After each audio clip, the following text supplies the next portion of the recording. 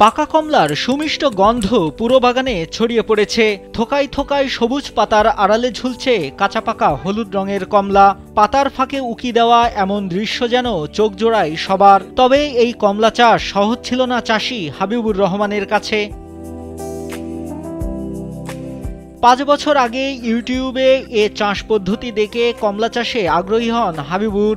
এরপর পার্শ্ববর্তী জেলা থেকে চারা সংগ্রহ করে নিজের ৪ বিঘা পরিত্যক্ত জমিতে পরীক্ষামূলকভাবে শুরু করেন এই কমলা চাষ।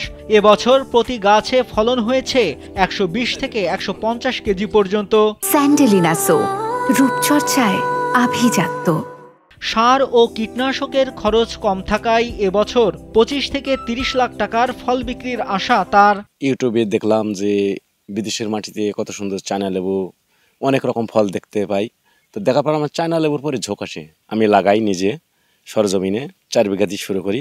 অল্প অল্প করে ৪ বছর মাথাতে পাইতে পাইতে এবছর আল্লাহ আমারে এত ফল দিছে, প্রত্যেকটা গাছে ৪ থেকে ৫ মণ করে মাল আছে। ঝিনাইদহের মহেশপুর উপজেলার বেগমপুর গ্রামের কৃষক হাবিবুর রহমান। তার সাফল্য দেখে এখন গ্রামের আরো অনেক চাষি কমলা চাষে আগ্রহী হচ্ছেন, অনুপ্রাণিত হচ্ছেন অনেক তরুণ। এরকম ধরনের ফল আমি কোথায় পাইনি।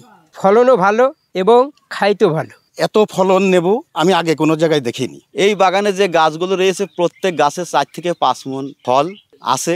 অনেক বাইরে থেকে লোকজন আসছে, খাচ্ছে, দেখছে। এরকম ফল বাজারে অনেকে নিয়ে আসে, এর মতো সুস্বাদু ফল আমি আর কোথাও পাইনি। কালার, অত্যাধিক কালার, সুন্দর, একেবারে ফুল কমলা কালার। হাবিবুরের বাগানের কমলার আকার কিছুটা ছোট হলেও স্বাদ ও গন্ধে বাজারের অন্যান্য কমলার তুলনায় এগিয়ে। তাই তো প্রতিদিন দূর দূরান্ত থেকে ছুটে আসছেন দর্শনার্থীরা। কেউ ছবি তুলছেন, কেউ বা নিতে এসেছেন পরামর্শ। আমি খেয়ে দেখেছি, অনেক ভালো এবং কালারটা বলা যায় যে অন্য দেশের চেয়ে বাংলাদেশের মাটিতে যে এই ফলের এত সুন্দর কালার হয় সেটাও দেখার মতো।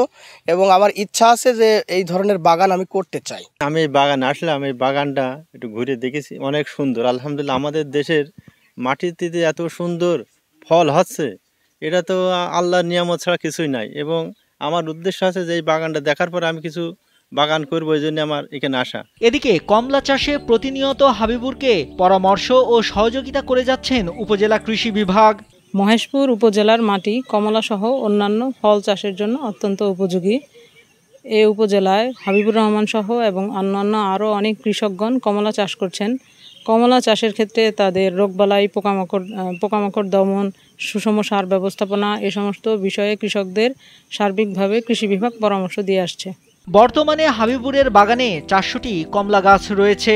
মাটির গুণগত মানের কারণে কমলা রোগবালাই কম, ফলে বাড়তি মুনাফার আশায় এখন অনেকেই ঝুঁকছেন মৌসুমী এই ফল চাষে। নাইমুল হাসিব, কালবেলা।